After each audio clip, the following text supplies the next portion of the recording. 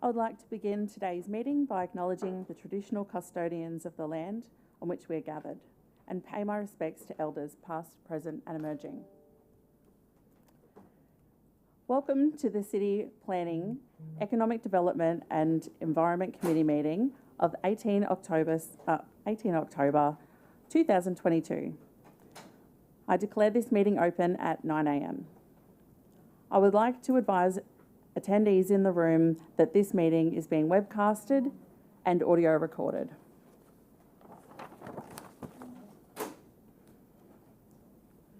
I acknowledge that there are a few councillors missing from the room. So councillors Heremiah and Raven are away at the LGAQ conference. Councillor Bannon Councillor Bannon will actually be joining us on Teams today. Do we have anybody else, any other leaves of absence to declare? No? Excellent. Is there a mover for this motion? Councillor Murphy. Thank you, Councillor Murphy. Has moved the motion. Is there a seconder? Councillor Stemp, thank you. Councillor Stemp has seconded. Do any councillors wish to speak to the motion? I now open the floor to vote. All those in favour, please raise your hand. The motion has been carried. Thank you. I now refer to declarations of conflicts of interest. Do any councillors wish to declare a conflict of interest against any of the reports on today's agenda?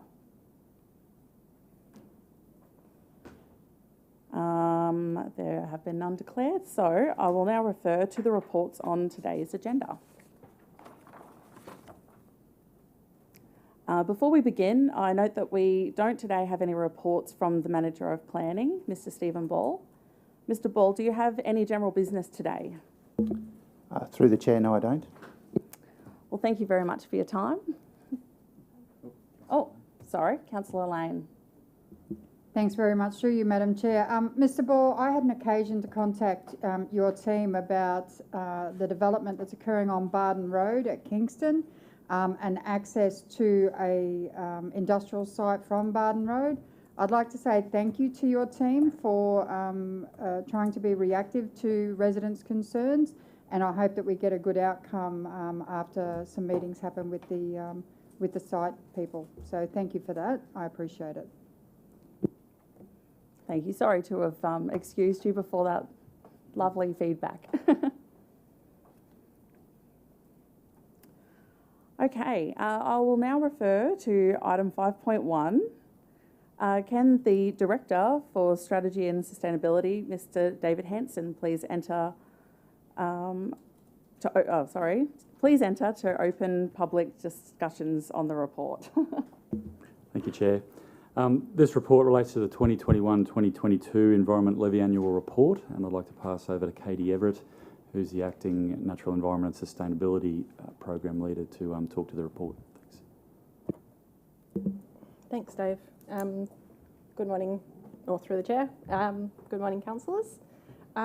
This report represents the 21-22 Environmental Levy Annual Report, which provides a summary of the environmental levy finances and highlights the key achievements, initiatives and services delivered during the last financial year. I'd like to take this opportunity to highlight some of these excellent outcomes and thank the staff and passionate community for what they have done to work towards protecting and enhancing our unique Logan environment. Just some of the highlights. We bought 2 ecological significant properties, one at Greenbank and one at Slacks Creek, and we were gifted 2 at Canoobia. We had supported 12 registered bush care and 2 trail care groups throughout the year, which saw 97 new volunteers join the program, which is a great increase, which undertook 656 volunteer hours during the year. There was 2 major planting events with National Tree Day and Bush Care's Big Day Out, which saw a total of 86 volunteers come along and support. We had the Logan Eco Forum series, which was held in June with 3 events and engaged with 700 community members, and which resulted in 370 responses to our annual Logan Eco survey. Leaf was held again with approximately 6,000 attending, learning new ways that they can contribute to our environment. There was 52 environmental workshops and citizen science events, which delivered to over 3,900 members of the community. Our interest in the Environmental Conservation Partnership continued to grow, with 54 new Land for Wildlife, 1 new VCA and 188 habitat connections joining the group. With the floods earlier in the year, we opened the Trees for Recovery initiative to assist landowners along waterways that were affected, and that ended with 16,000 plants to help resilience against future floods. We continue our waterway and biodiversity corridor rehabilitation, planting along Slacks, Scrubby, Beliver and Oxley Creek, as well as the Logan and Albert rivers and 2 local water bodies.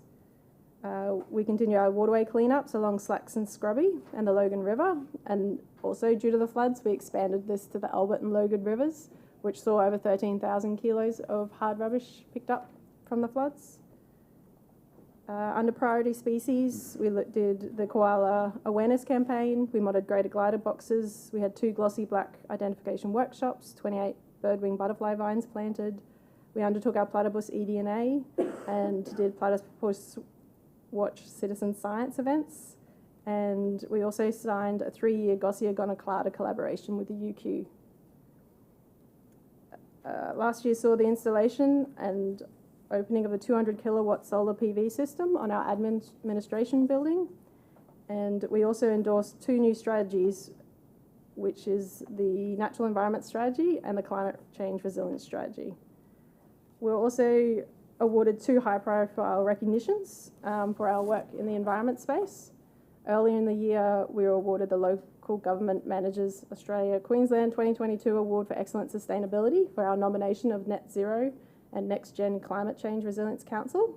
As the winner for the Queensland State Award, we are now nominated into the National Awards, and we'll find out on Friday the 11th of November if we're successful with that. And hot off the press, on Friday night last week, Logan City was recognised as a finalist for a World Green City Award 2022 and received a Certificate of Merit for our initiative of the City of Logan Climate Change Resilience Strategy and Net Zero Commitment, which is a great result given the size of the cities that were also nominated, which includes Paris, Mexico City, Montreal, Vancouver and Sao Paulo. So the 2021 Environmental Levy Annual Reports provides much more details and is submitted for Council for endorsement. Thank you so much, Ms Everett. That's thank you. I'll now open the floor to councillors for discussion and congratulations. Councillor Bradley. Thank you. Through the chair. Wow, that is amazing. Sincere congratulations to the branch. Is it possible to have that something in writing so we can share that amazing achievement, even just being nominated? Yeah, absolutely. So, through the chair, our media branch is currently working on some media for that. Like I said, it was only announced on Friday night. So even being a finalist in the category is a fantastic achievement, along with the Certificate of Merit. The Certificates of Merit was awarded to 6 cities only, and it was really just we were that far off being the winner, and that's why we got the Certificate of Merit. So yeah, it's a great achievement, and media will frame up a media release on that in the coming days.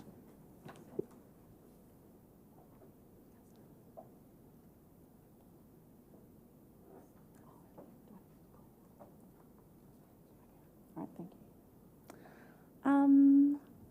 Thank you. Any other questions or comments? Okay then. Is there a mover for the report's motion as displayed on the screen? Councillor Stemp. Councillor Stemp has moved the motion. Is there a seconder? Yes, Councillor Lane.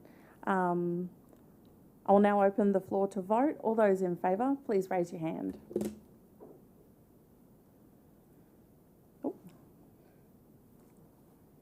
The motion has been carried. Can I just confirm, is Councillor Bannon with us? I was unsure whether he had voted there Not or yet. not. Okay, thank you.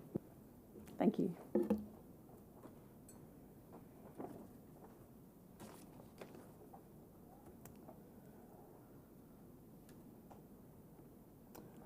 Okay, I'll now refer to item 5.2. Can the Director for Strategy and Sustainability, Mr. David Hanson, please again enter to open public discussions on the report. Thank you, Chair. Katie Everett will continue to present this report on community electrical vehicle charging stations on council land policy. Thanks, Dave. Through the Chair, further to additional consultation undertaken over recent months, the purpose of this report is to seek Council's endorsement of an updated community electric vehicle charge station on council land policy and procedure and the proposed list of council sites to offer to the market for the potential installation of the EVCS. To facilitate the installation of the community EVCS across the city, the policy and procedure has been developed to ensure a consistent, transparent and cost-efficient approach in providing community EVCS on council land. At the meeting of the 22nd of June 2022, Council resolved to defer a decision regarding the proposed community EVCS on council land policy, subject to further consultation with subject matter experts and councillors. Subsequently, numerous internal and external stakeholders were engaged to seek further feedback on the proposed policy. This has led to a number of clarifications which have now been captured in the updated policy and procedure included in attachments 1 and 2. Subject to Council's endorsement of the updated policy and procedure, the next step will be to invite the market to submit proposals for the installation of the EVCS at the confirmed locations listed in attachment 3. Okay, thank you. I'll now open the floor to councillors for discussion. Councillor Stamp. Oh, I'm so sorry. Thank you, Madam Chair. Through you, I just wanted to check, there'll be an opportunity for the community or other organisations to provide suggested locations within our divisions moving forward. Like if there is, there's an area that they believe there is a lot of electric vehicles, and there might be an opportunity to add to that list. Yeah, the policy and the list will continually to get reviewed and updated. So we'll probably go out with just the list we've got at this stage. And it will be up to the third-party providers to decide on if any of those would be worthwhile going ahead. But if there is further suggestions, then we can note them for future times we go out. Thanks. Thank you. And sorry, Councillor Lane. Thanks very much to you, Madam Chair. As at the 30th of September, there were 12,929 registered electric vehicles in Queensland. Of those, 494 were registered within the Logan LGA. So this is a policy based on very low numbers, very low take-up numbers, and I suppose very low affordability for local residents. So we're actually ahead of the game when it comes to this policy, and I really appreciate the work that's gone into this.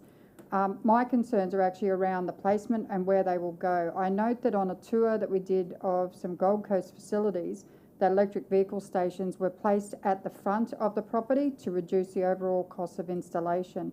That actually reduced the seniors and people with disabilities access to those facilities at the front of house. So when it comes to writing this policy, I would hope that there is a power for veto, particularly in community facilities where seniors and people with disabilities frequent, so that we can actually push them to the side if that's possible. Given there's only 494 local registered vehicles in Logan, I think that's a pretty small ask of this policy. So happy to receive feedback on that. Yeah, through the chair, I'll provide some feedback on that. So the actual attachment 3 lists all of the sites that we are proposing to offer to the market. That's been circulated to councillors on numerous occasions. So we feel that now captures the approval of councillors and the stakeholders that these are at least sites we want to offer to the market. Now the specific locations within those sites where the charging stations are to be located, pending the actual market's interest in installing one, will deal exactly with those matters. We don't want these bays taking up premium car parking spaces at the front of facilities where in fact they are better located, down the end of the car park. And we've already had extensive discussions with the facility managers, and so we've got a lot of information on those particular aspects, and we will deal with that and we'll ensure that that does not happen. Thank you very much. I do appreciate how robust the branches were when coming back with their feedback. I just wanted to, that's great. Thank you very much. Councillor Wilcox. Thank you. I just want to say thank you. Previously, Division 11, the sites that you have looked at have been not been suitable, but the team has gone and worked on getting the sites suitable, and some sites across the whole city that were deemed a no, and they've now become a yes, which is very positive. So I'd like to thank you for that, and I look forward to having a couple in the division and seeing it rolled out across the city as a whole, which would be great. Thanks. Mayor Power. Thank you, Madam Chair. Just to confirm my thoughts on this, so this is obviously providing the car parks for the service. The service is something that the customer has to pay for, correct? Yep. So it's a Dorothy dig, sorry. So I just want to reassure people in the community that we are getting behind this. Obviously, we're doing our bit to provide this service out there. It's not a free service. It's making the opportunity for people to be able to recharge their cars, which is a growing industry. And I think everyone in here would notice that there's a lot more electric cars on the road than there has been in, quite recently. There seems to be more and more growing, which is really good to see. I'm just wondering what we're going to do with all those service stations when this takes over. But good on the council for doing this. In regards to the car parking, these are external council car parks in the administration building, all of them? So this particular building here, so this precinct has been identified as a location that we will offer, but we're talking about the external car parks. External car parks. Yeah, so this is not internal, because that's an administrative council matter. Yeah, it's this another is the community car park around it. Yeah. I do want to make sure that people are aware in the community that this is outside the council chamber, so, and obviously outside in the city. So it's not something that councillors. There's nothing here for us. It's about servicing the whole of the community. As you know, there's a number of councillors now who drive electric vehicles, which is good. But I just wanted to quantify this, that it's not free, and it's external to the council buildings, and it's outside in the wider community. Thank you. Thank you. Councillor Fraser. Thank you, Madam Chair. Yeah, I do look forward to seeing these charging facilities being rolled out around our community. It should be awesome, but looking at the locations, there is a correction. Regency Park's actually in Division 7, not in Division 8. The street is Division 8, but the park's Division 7. It is rather confusing, eh? So, yeah, just a minor error, but yeah, thought I'd better have it corrected if possible. Yeah, thank you. Okay, so if we don't have any further questions, Chair, Madam, can I just close out the discussion just by touching on a point that Councillor Lane mentioned, and that was this being another example of Logan being at the front of an initiative, and we are certainly that. There's a number of councils looking at this and waiting to looking at council to see how we proceed with this, so they can follow our leading footsteps again and do something similar in their cities. So again, it's just another example of us, whilst there was a pathway to navigate to get to this point, we're here, and we'll offer these sites to the market over the course of the next, into next year, and see how it lands. thank you so much for pointing that out. We do seem to be leading the charge a lot lately.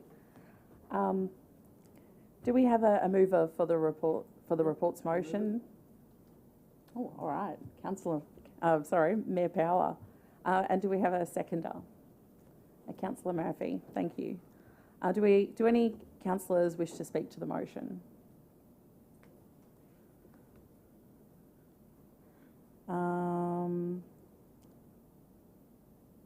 I'll now open the floor to vote. And do we have? No, we don't have Councillor Bannon yet. All those open the floor to vote. All those in favour, please raise your hand. And this motion has been carried. Thank you.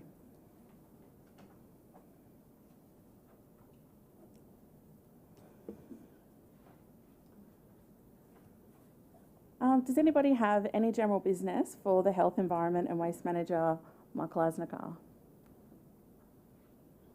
Thank you, Councillor Lane. Thanks very much. Through you, Madam Chair. So recently we had our curbside collection, and can I say a big thank you to everyone who participated in that from a worker's perspective.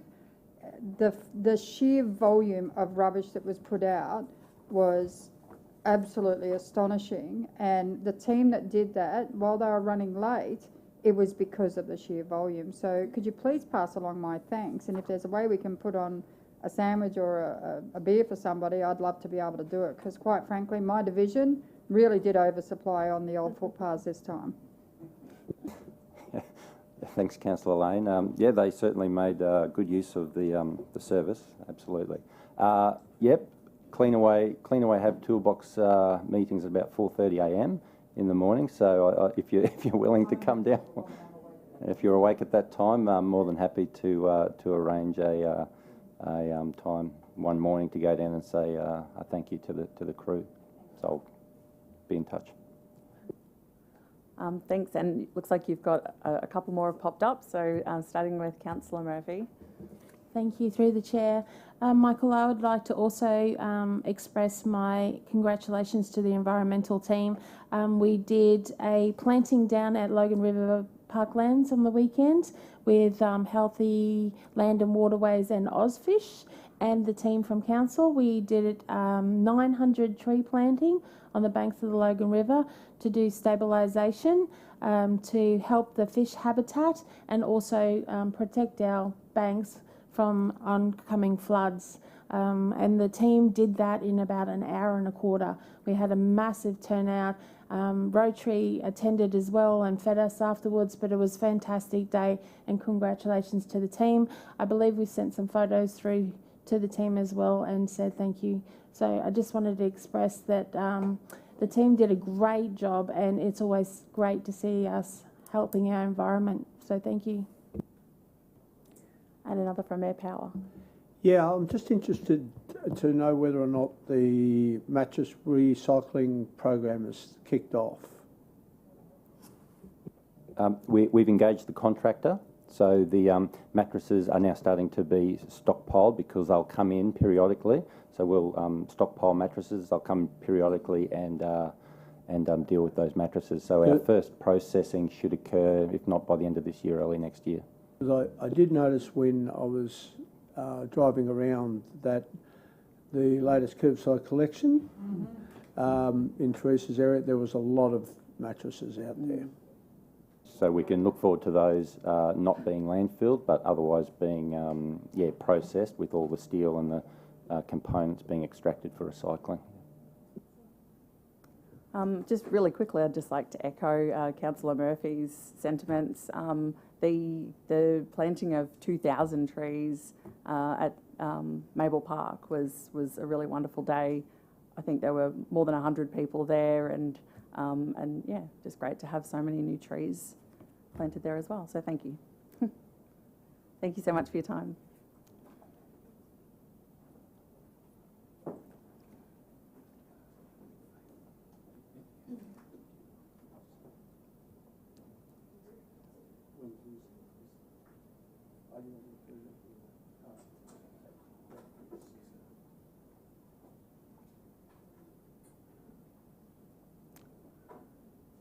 Okay, I'll now refer to item 5.3. Can the Director for Strategy and Sustainability, Mr. David Hanson, please enter to open the public discussions of the report? Thank you, Chair. Ella Duplessis, Placemaking and Urban Design Program Leader, will introduce and speak to this report, which is entitled Facade Improvement Program Round 2. Thanks, Ella. Through the Chair, good morning, councillors. The purpose of this report is to provide feedback on the outcomes and the funding allocated under Round 1 of the Facade Improvement Program, and to seek your endorsement for some changes to the program guidelines for Round 2. Now, one of the key issues identified from our City Centre's public consultation was that property owners are not investing in the building facades and shop fronts. And last year, Council endorsed the Facade Improvement Program guidelines. The aim of the program, just to remind you, is to promote high-quality facade improvements, enhance Main Street amenity, encourage improved footfall and patronage for our urban streets, footpath dining, and stimulate the day and nighttime economy of the City of Logan centres. Now, this facade improvement program is funded through a budget allocation of $90,000 over 2 years, and an additional $40,000 was allocated from the Logan Central Implementation Fund for facade improvements in that centre. Now, the first round of funding focused on our local and our neighbourhood centres, in addition to the Logan Central local plan area. And with round one, we focused on social media as part of our marketing campaign. We also did a targeted letter drop to make all the eligible property owners aware that they're eligible for this program. And we also recorded all inquiries. So we had a total of 46 inquiries. Notably, around a quarter of those inquiries was outside the eligible areas. Places like Springwood and Beenleigh, there were quite a number of inquiries. Now, the outcome of round one is that a total of 48 applications were received. We had 23 uncompleted applications, so those were applications where people started an application but didn't complete it. And in the end, we approved 11 applications, so these applications were all assessed against the program criteria. And then 4 applications were approved for Logan Central.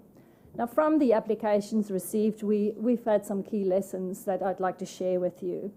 The first one was design quality. So overall, the design quality of applications were fairly low. They were small and ad hoc improvements, so they didn't have a high impact. So our approach and recommendation is to have a more targeted approach. Value for money was clear from round one. If you think that we had $58,000 allocated, but the total value of projects is $170,000. It's clear that there's value and it's catalytic. The program has got that benefit. So we want to maintain the $2 to $1 funding model, but increase the maximum funding from $5,000 to $10,000 to really see if we can attract those higher impact, high design quality applications. We've also received a number of inquiries outside of the eligible area, so we want to focus on our larger centres to make them eligible as well, and also to focus on nighttime economy activities to make it clear that, you know, we want to try and stimulate that part of our city. With the marketing efforts, we want to adapt a more targeted approach, especially around Logan Central, where I think there's a benefit to work closely with some of those landowners and shop owners to really work with them to understand to explain to them what the benefit of some of the program is for their business. The guidance material we're looking to refine and simplify because we've received feedback that it's overly complex. So whilst we want to make sure that we clearly document and have the right material, we want to try and simplify and make it easier for people to understand. So some of the changes is reflected in the background material. So the eligibility criteria to expand to activity centres such as Beenleigh, Springwood, Meadowbrook and Logan Central, as well as any business in any location in the city who makes a contribution to nighttime economy activities. And as I explained, increase the funding from $5,000 to $10,000. The assessment criteria have also been revised to strengthen the value of highly visible locations and to acknowledge the value of projects that support nighttime economy. We also have a budget still available, but we want to recommend that should that budget be exhausted, so if we have a number of really high quality applications, we want to recommend that budget be reallocated from the Investment Attraction Fund up to a maximum of $50,000 to facilitate approving some of those applications. Happy to take any questions. Thank you so much. I'll now open the floor to councillors for discussion. I've got a few questions, starting with Councillor Bradley. Thank you. Through the chair. Thank you so much for this report. You mentioned round one and that there were businesses outside of the area. I know there was definitely one in Rochester South that expressed to me that they applied for it. Is it possible to find out who actually received the money? Through the chair, we have a list of all the successful applicants. We have only acquitted 2 of the projects, so a number of them are in process, but happy to share some of that detail of who has been awarded the Thank you. funding. Probably only the ones in the area I represent, please. And the second question, it refers to Springwood here. Are you referring to Springwood or you're referring to Slacks Creek? The recommendation is to make applications in the Springwood local plan area eligible. Again, if there's any business outside of the local plan area, they will still be, if they contribute to nighttime economy activities, they will still be eligible to apply. Thank you. As we've got major development happening in Rochedale South near the Rochedale bus station, which is being built at the moment, high rises going up, and we've got like Albert Shire Day old approvals in that area, so there definitely is nighttime economy there, but anything to boost that would be good. Thank you. Thank you, and I imagine all councillors would appreciate getting a heads up on any other applicants that were in their divisions as well. Thanks. Councillor Lane. Thanks very much through you, Madam Chair. Ella, your team did a great job on this. There are some really trying circumstances up around the station, Croydon Road, Blackwood Road precinct. I know that you went and discussed it with renters as well as the landowners. A lot of effort was put in by your team. It's really difficult when you see someone actually trying to improve the aesthetics of their business to complement what council's already done up there, and then you see someone else who just doesn't give a hoot about it. And it's really distressing for the tenants of those buildings when they're left behind. So I appreciate the feedback on the program, the shortfalls, and also the positives of it, because the connection between your crew and those businesses is invaluable. There's no two ways about it. They trust you, they have faith in you, and they believe that you're going to do the right thing by them. My question is, money was taken out of the Croydon Road Investment Fund to actually assist with some of these projects in Logan Central. Is that money going back in, or is it going to be offered for the next round? Through the chair, $40,000 was allocated specifically for facade improvement in Logan Central. So that budget, so there's $16,000 that has been allocated. The remaining will be available for round 2 for Logan Central applicants. So that is still available. No worries. And that's on top of the Croydon Road Precinct Plan. We're waiting on the TMR train line final design. So we're kind of a bit hampered up there in what we can do and what we can't offer. So this in the interim is really positive for those business owners. Thank you. Thanks, Councillor Wilcox. Thank you, through the chair. Thank you for the program and for the update and that sort of thing. One thing I have heard on my travels through the city, the application period only being 2 months and having 23 unfinished applications.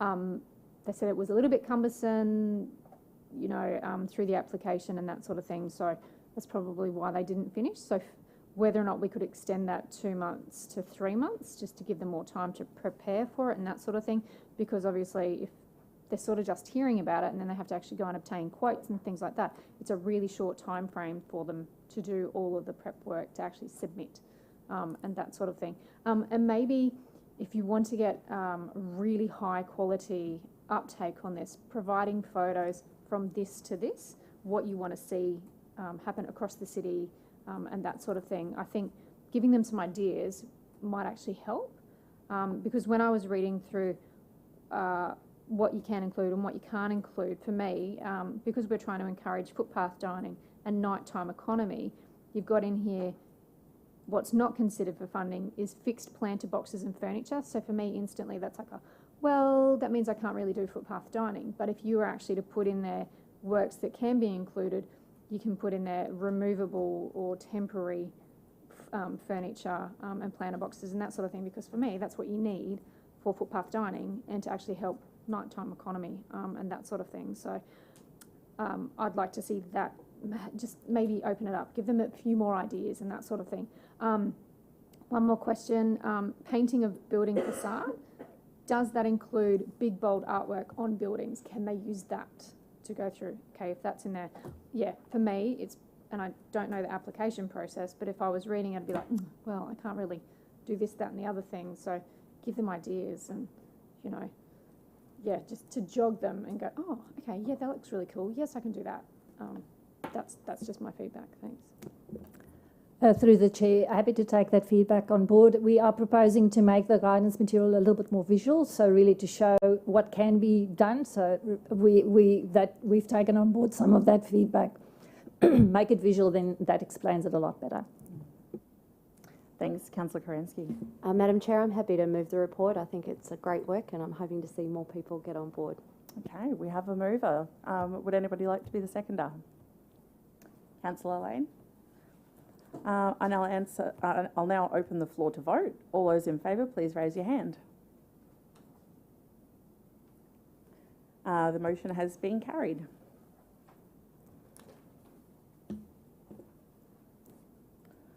Okay, so we might roll over then. I'll now refer to item 5.4, my favourite topic and the one we've been dancing around, the nighttime economy strategy. Can the Director, Mr Hanson, please enter to open public discussions on the report. Thank you, Chair. Ella Duplessis will continue to introduce and talk to this item. Thanks. Through the chair, so the purpose of this report is to seek Council's endorsement for the nighttime economy strategy and the implementation of key actions identified from the strategy. Now, the development of a nighttime economy has been a common theme from community feedback, from the city centre summits, the community visioning work, and this community desire was recognised in Council's corporate plan, where a nighttime economy strategy, the development of a strategy, is identified as a major project. So this nighttime economy strategy considers all types of centres and provides recommendations for citywide policies, projects and programs for growing our nighttime economy. A key outcome of this strategy is to raise the standards across all centres equally and not to leave any behind, and creating a network of centres across our city. Council has adopted a place-based approach to developing our city centres and has been implementing a range of targeted policies, projects and programs to make these places great for everyone during the day and during the night. But for places to be good at day, during the night, they first have to be good during the day. So the nighttime economy strategy expand on this approach while focusing on public places and spaces that we can control. The vision for the nighttime economy strategy will be achieved through 4 focus areas. Safe centres, so the City of Logan will be a safe and welcoming place for everyone, no matter the time of day or night.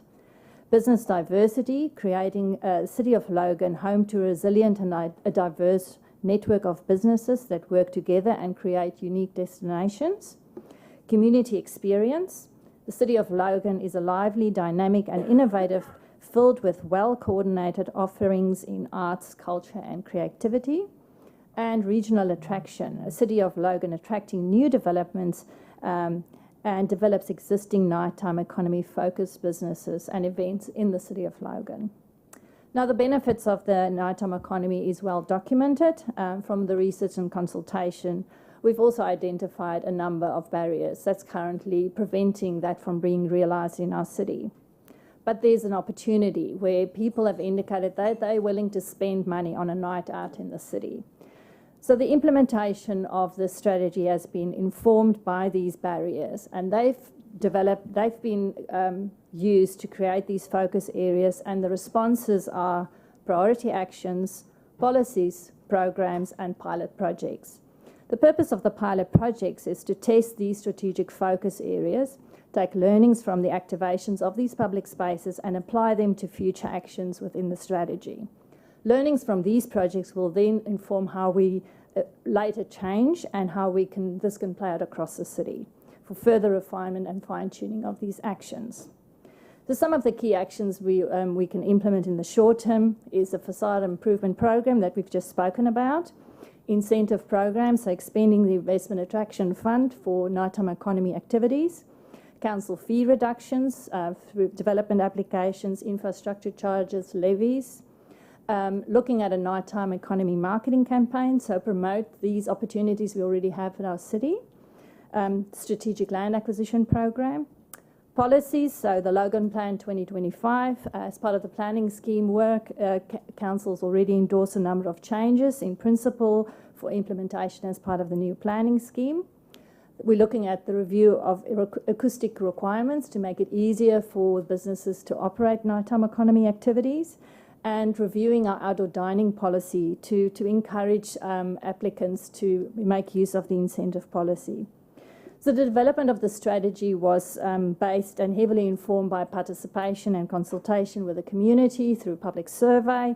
We hosted business workshops, there was interviews with stakeholders, and there were networking events that informed some of these recommendations.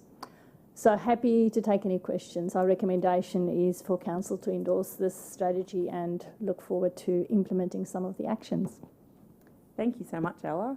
I'll now open the floor to councillors for discussion, and Councillor Lane has got some. I'm really lippy in this committee today, sorry about that. I love this proposal. I think it's going to be gratefully accepted by the community. There's two concerns that I have. The first is the advertising of this nighttime strategy. We don't see a lot of strength in the advertising process of our events. I've been talking for 2 years about advertising up the train line about local things in my community, and we've yet to actually put that into some sort of plan of action. So I'd love to see what the advertising strategy will be for this idea. The second thing is introducing a nighttime economy into Logan Central I love it. We've got a Friday night market that happens on the last Friday of each month at the Butter Factory. But having those nighttime markets up at Logan Central would be a great benefit. The thing that's probably the biggest hamper is the cost of applying for a food handling licence for market stalls from council. It's a one big hit rather than a continuous payment. So if we actually had this as part of this particular strategy where they could pay monthly, we would actually probably attract more food vendors into the city. It's a really big hit for someone starting out or someone who may have been hit by wet weather this year and what have you, and their income is down. So just taking that into consideration. Through the chair, so one of the key actions is fee reduction. So we're going to be looking at cutting the red tape across the entire organisation to encourage these activities to establish themselves within Logan. And that might just be for a temporary period until we gain enough momentum that people are really coming to Logan for that offering. With the marketing strategy, so with your, the team have taken on board the intention to advertise down the railways, so we're getting a costing on that, and we'll come back to you around that. But one of the things that is really important to shine a spotlight on Logan for the nighttime economy is a really good marketing strategy. So that's one of the key priorities from this, will be to really shine a light so investment can follow. Because when we're talking to people outside Logan, they're not familiar with really cool parts of Springwood or Slacks Creek or Beenleigh. So one of the best ways for an organisation to help businesses in the area is to really shine a light and do some really cool marketing. Oh, thank you. Is there any Councillor Bradley? Thank you, through the chair. Last term, I organised for Arcare to meet Accor Hotels to meet with staff, and I offered to follow up with other hotels to try and entice them into Springwood, and I was told to back off. And I'm just wondering what has happened since. And this term I've heard councillors referring to they have to go out into their community to get stuff happening for their businesses. And I've repeatedly asked this term for a strategic vision for Springwood, which I'm feeling is going on deaf ears. I do appreciate, however, that the CEO is taking interest.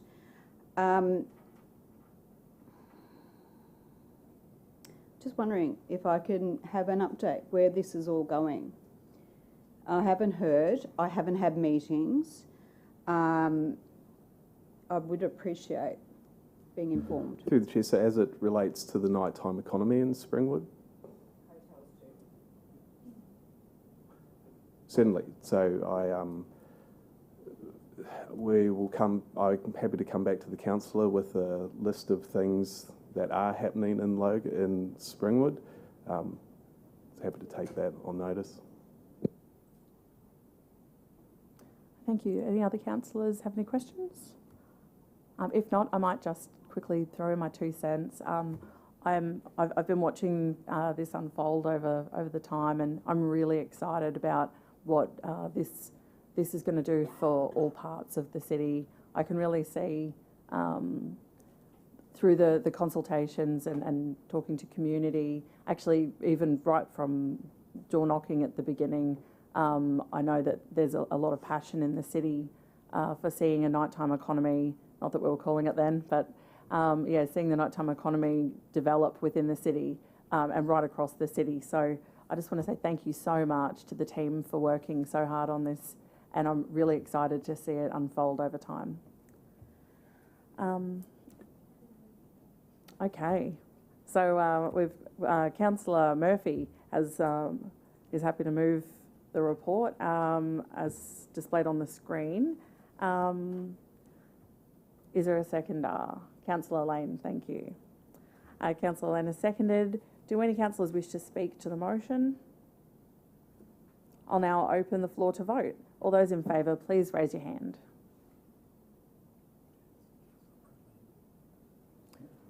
Okay, so the motion has been carried, but not unanimously. So we might go around and yes, for, against, For.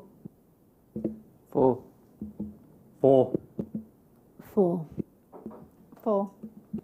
For. Thanks, and I'm also for. All good. Okay, so thank you. The motion has been carried.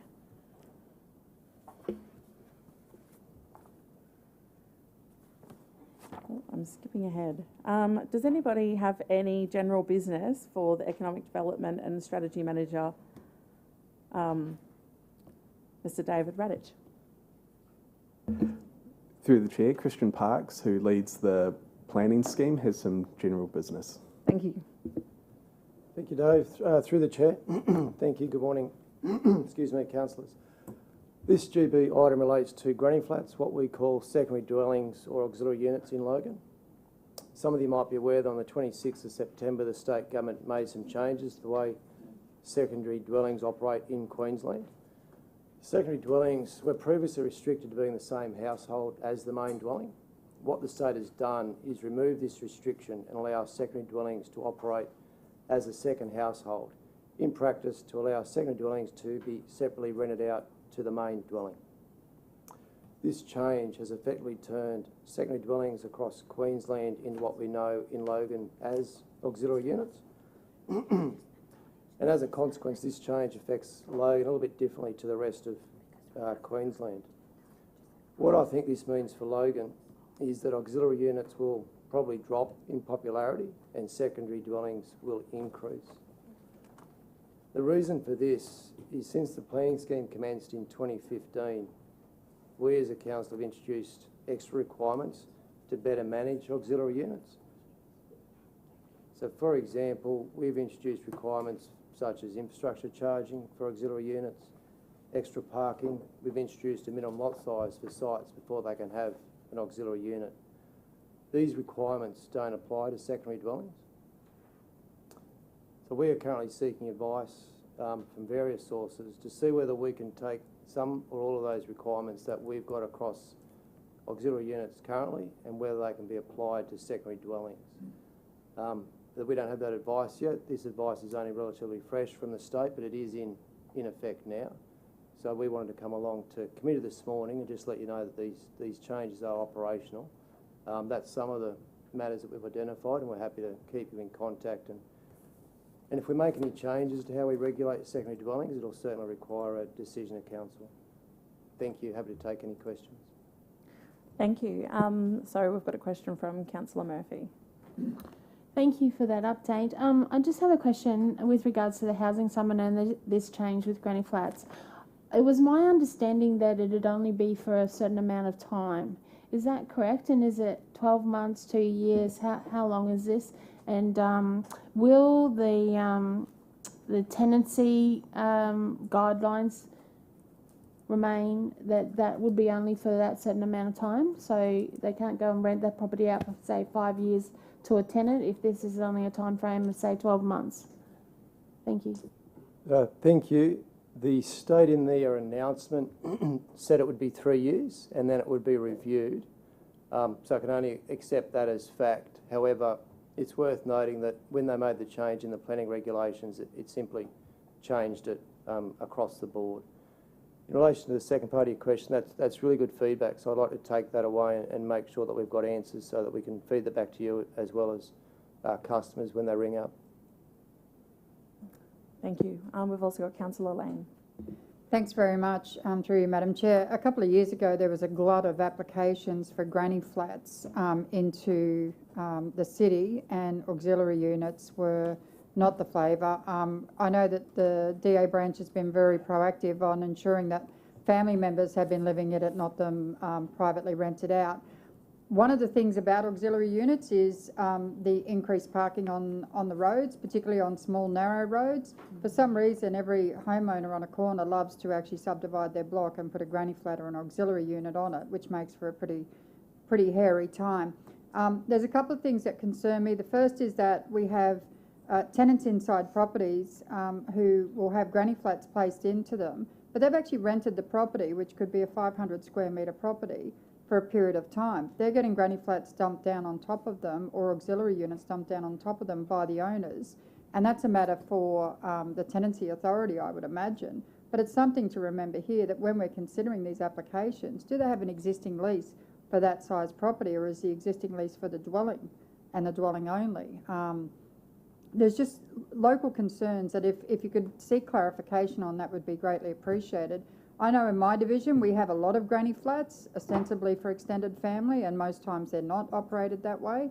So this is just a normal day-to-day change. But if you could find out some more information, that would be greatly appreciated. I understand it wasn't handed out with a lot of detail, so thanks. Thank you. Mayor Power.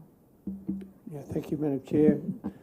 As Mayor, I'm certainly well aware of this issue. I worked with this issue in the previous council. The council changed the planning principles to basically address the issue, and there was two types of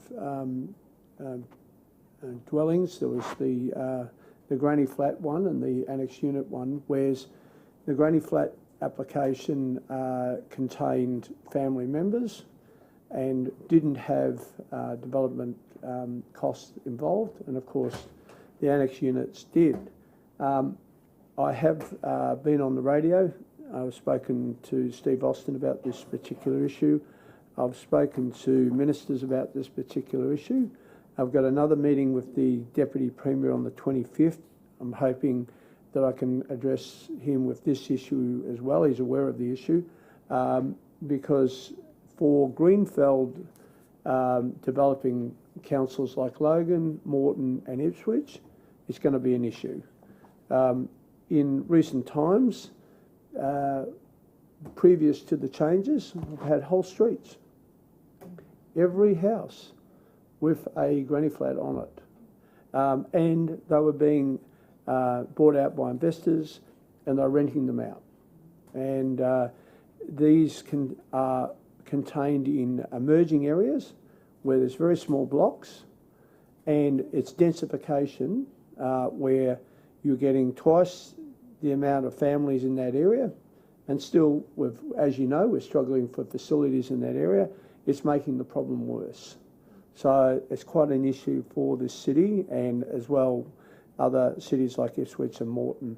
So I will be addressing this with the Deputy Premier, but I sense that the state government are in such a kerfluffle about this housing crisis that they're probably going to not worry too much about us. I'm just hoping the officers can work some way around this, because we're missing out on development contributions. We're going to have a lot of problems in our streets with cars and all social issues that goes with this. My concern is the legislation at the moment states 3 years. What's going to happen after 3 years? I don't know I mean, once they're built, they're built.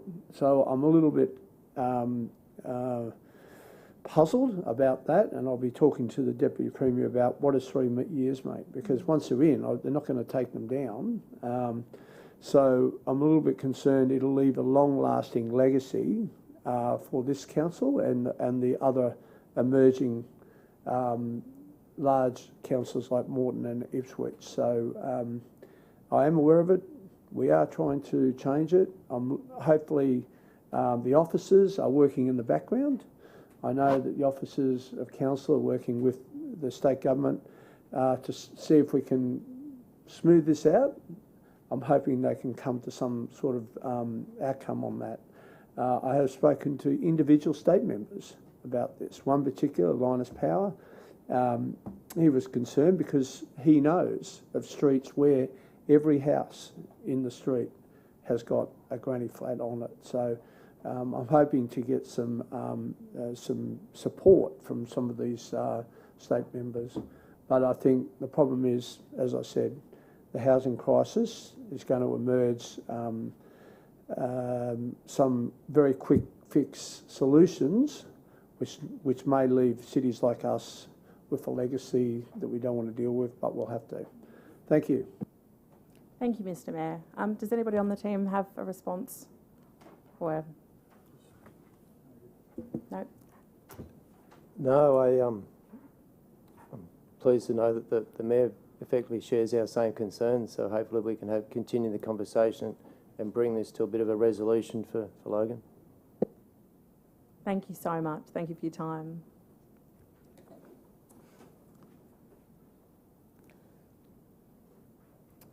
So I acknowledge that we have no late reports today. So that concludes the agenda for today. Oh, sorry, yes. Madam Chair, given I'd say Councillor Bannon's had the same issue I had yesterday with Teams, do you want to amend the leave of absence to include Councillor Bannon for this committee? Is that something we can do? Well, yesterday I had a problem where I couldn't get onto a Teams meeting.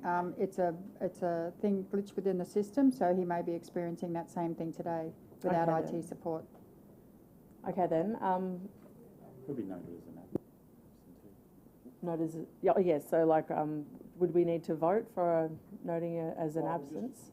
At the start, we put it up for Councillor Raven and Councillor Jeremiah.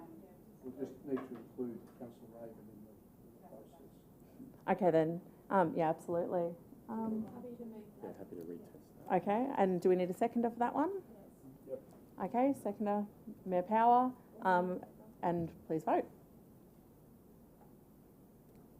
And that's been accepted. Thank you. Thank you for that. That includes the agenda for today. And does anybody have any general business for the Director?